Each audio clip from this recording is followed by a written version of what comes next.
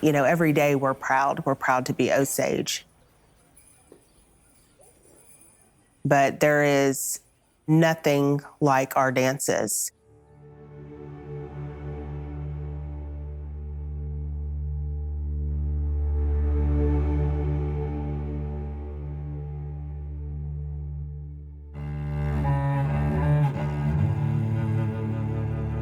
What do I feel? I feel pride. What do I hear? Our singers. I hear laughter. I hear stories. It's the one place I can go, and it's just us. Something happens to you in there. You know you're Osage.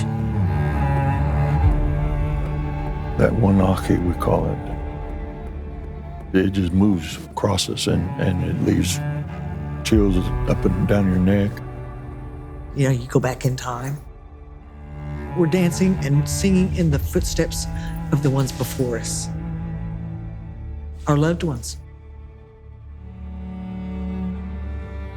With the current spotlight on the Osage Nation, there are all of these questions.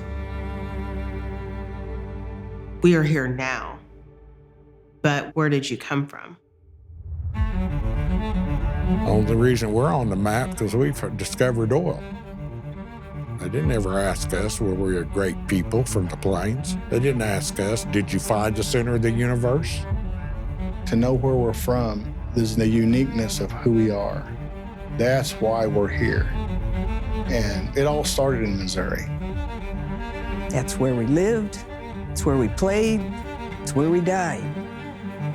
Throughout the landscape, that signature is still there. You just have to know what you're looking for.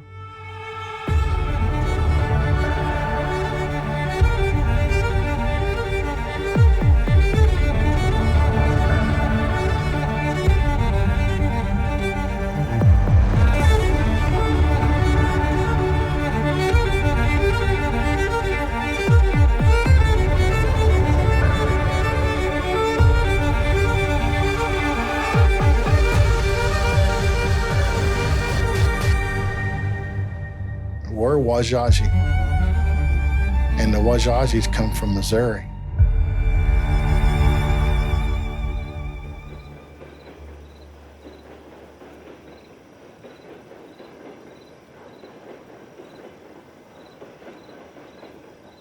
Missouri just didn't pop up overnight in the 1800s.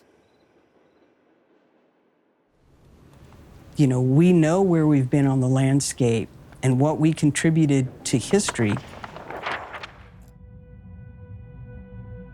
We were a sovereign nation living in what will become the state of Missouri. So it's up to us to bring it back to the forefront of people today, of that history and the richness of that history, so people don't forget. Got to know who you are and where you've been and why we're the way we are today. Why we are a nation that stands very strong. And it's because of the people that came before us. We have traditions that have passed down for hundreds of years talking about us moving across the landscape following the routes of water. Water has always played a key part in our history. So there's many aspects of this that provide that reason why our name for the tribe was Children of the Middle Waters. Neokashka, Children of the Middle Waters. Water's life, and we lived around water. Water is the most important thing for survival, with the rivers being the highways for ancient people. It makes so much sense that everything would congregate around the confluence of the Mississippi and Missouri rivers and produce the major civilization at Cahokia and on the St. Louis riverfront. We can trace this through the Ohio River Valley down to the confluence of the Mississippi River. That is one of those pivotal times where decisions are made that are really, I think, drawn because of the power of the confluence, those two major bodies of water coming together. When you see that vista of the Missouri River, that unbelievable body, why the Missouri? That river flow and life and water was a reason the Osages put their abode there. When I go to Missouri, I get that same emotion. My people were here looking at the same river, looking at the same vista, standing in the same spot for thousands of years. And then there's Cahokia,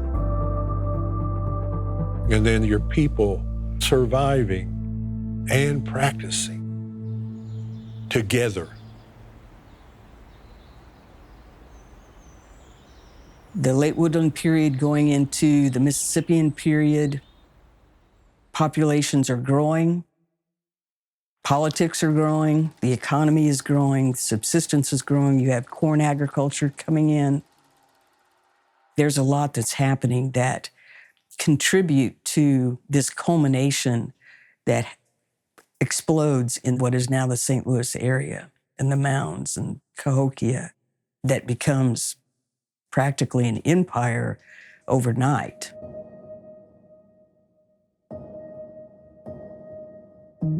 Cahokia was built by the Degian Sioux, of which the Osage are the major group. Those 5 groups were the original Cahokia Mounds when it was a huge 20, 30,000 population. The Guians are the ones that are responsible for Cahokia, East St. Louis, that big concentric mound group, and the mound group that was destroyed by urban sprawl on the Missouri side. The Osages were at the heart of this great big Fijian phenomenon, and it was a stream of art and religion. This is an engine that made Cahokia great. I feel like the Osages were there since our mounds are right next to them. Some pieces they have, the men who are over it are dressed Osage. The otter caps, the other. And then I noticed on some of the burials, matches up our burials over at Sugarloaf and those areas.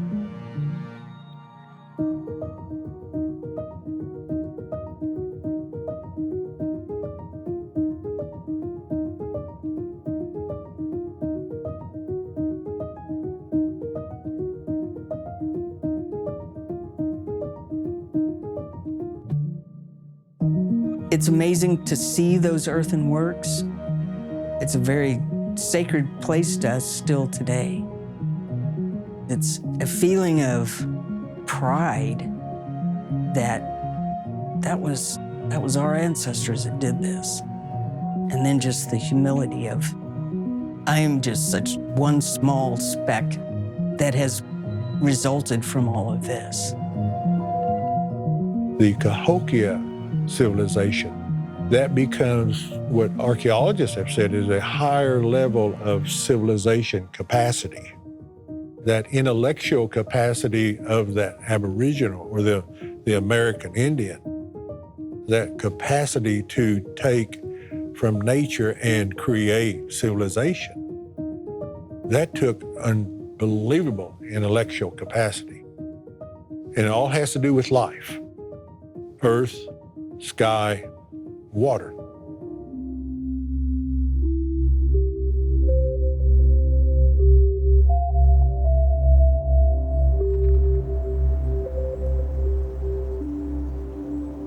There is a belief that there is a power greater than humans, And for the Osage, traditionally, that's identified as elements of nature. We say Wakan. A lot of tribes say that. It's sacred. And Wakanta is God. Great mystery, great sacredness. Color, time, light, dark, wind, direction. What we were blessed with was the freedom and liberty with Mother Nature. Total freedom, total liberty. But when you take nature away, you can't practice.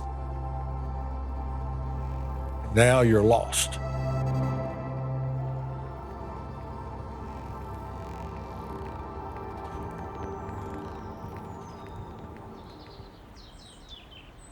Here in Missouri, we have over 150 rock art sites. Call them petroglyphs, which are rock carvings, and pictographs, which are rock paintings or drawings. Washington State Park is one of several sites in the state that portrays the Genesis story of the Osage Nation. Very holy story, a lot of sacredness about it, but it is depicted in vignettes at Picture Cave as well as Washington State Park. Why are they important to the Osage Nation? Because that's their heritage.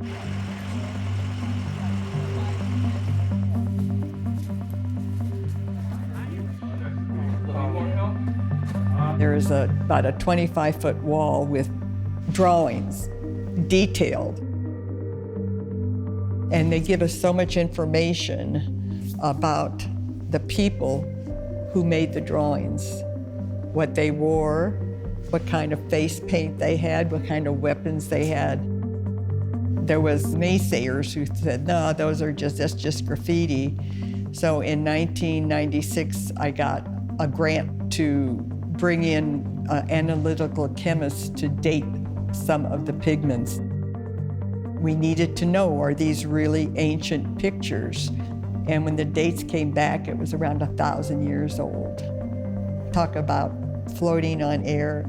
That was so exciting to learn that these were truly ancient pictures. And Jim and I both believe that ancestors of the Osage did them. I don't think there is any other more sacred location for the Osage than Picture Cave.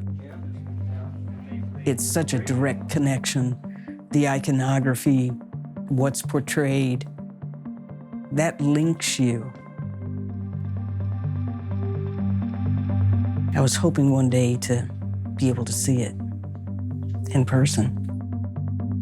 But it's not to be right now.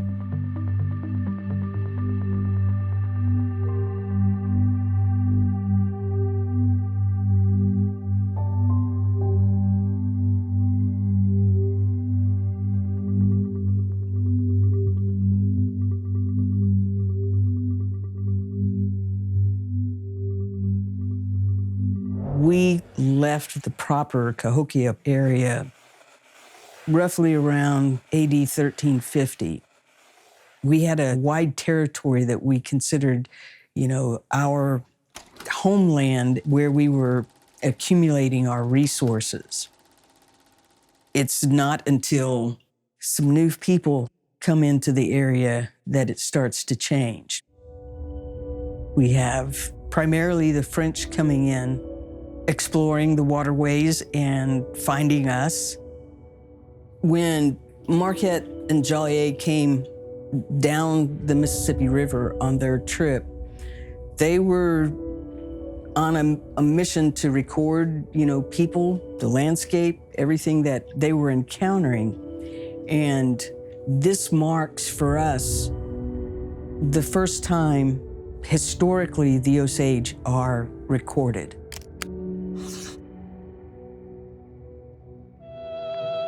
Before the white man came to this great continent, it was inhabited by a stalwart race of people known as Indians. I know history has really played a big part in how we are seen today. The way a European looked at us.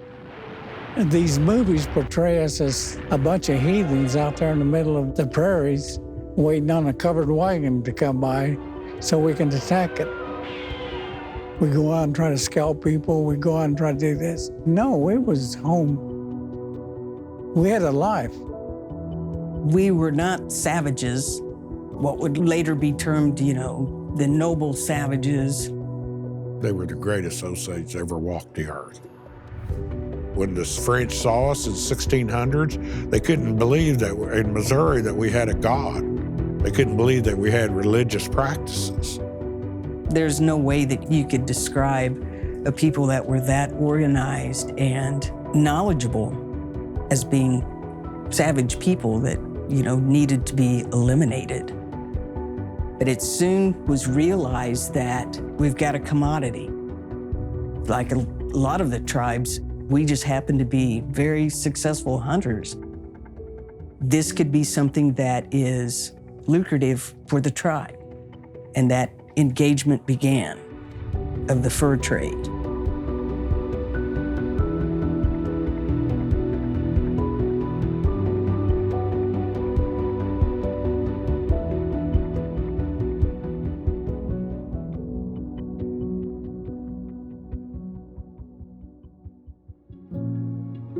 I don't believe we can talk about the founding of the city of St. Louis without talking about the Osage. The city of St. Louis was founded by the French in 1764. We were there prior, and we were there during the founding, and we've been since. This is Charles Carpenter. He is an Osage Alati, and he is my great-grandfather.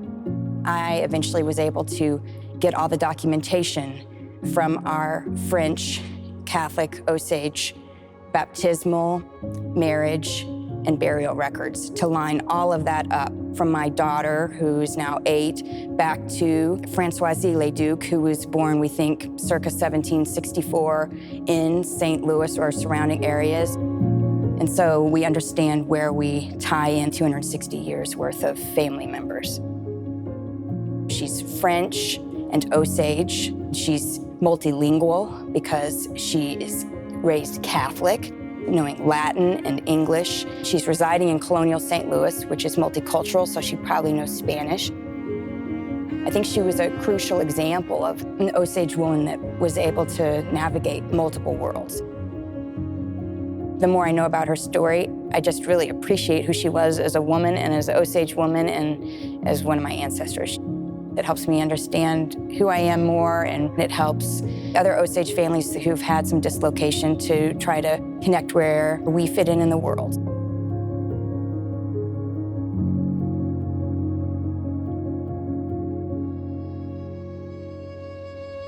More Frenchmen, more trading. Then you have a regime change. The Spanish come in. And by the end of the 1700s, you've got the American force that has grown so large at that point. And of course, that's when you see the Louisiana Purchase occur.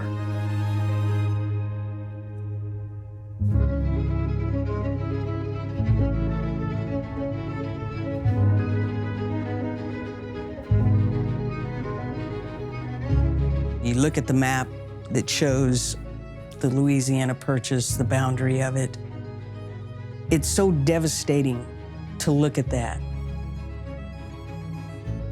In one fell swoop, all of this land that was not even the French's land, it wasn't the Spanish, it wasn't their land, but they sold it to the Americans. The 1800s is just a mass loss of land for us, one cession right after another.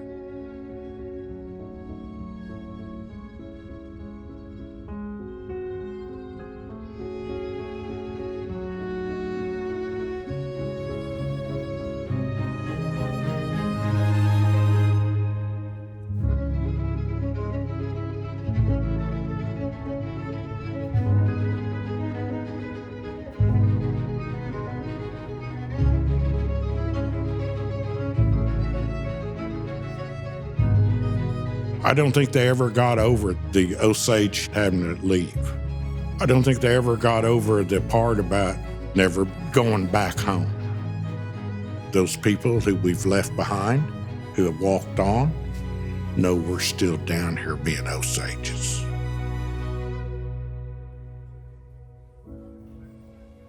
It's a tough history, but the culture did not completely get taken away from us. That keeps us alive and surviving. When do you feel most Osage?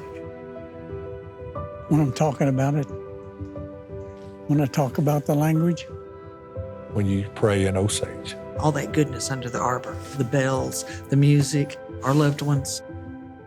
The danger we're facing now as a nation, losing our culture, losing our language, losing our belief system, we're clawing back whatever culture that we can retrieve. And our folks left it to us. And you will have your culture and you'll have your language, and you got to keep that together. This identity is more than just a history lesson. That's what we're striving for, is to show that identification and also to teach our young people this is where you come from. Just in the last 4 years alone, the Osage Nation Congress has appropriated over $81 million to education, to the health benefit card, to burial assistance. Those Osages are able to utilize those dollars in the states that they reside in. Our language and culture department are able to go virtual. We're hearing Osage being spoken now more than ever. As an individual who believes in cultural preservation, it's so crucial for us to be able to be connected back to Missouri right now. We can work together to preserve and go forward and build from there. There's a lot that can be done. We can get that close to the ancients in Missouri. That gives you place in life.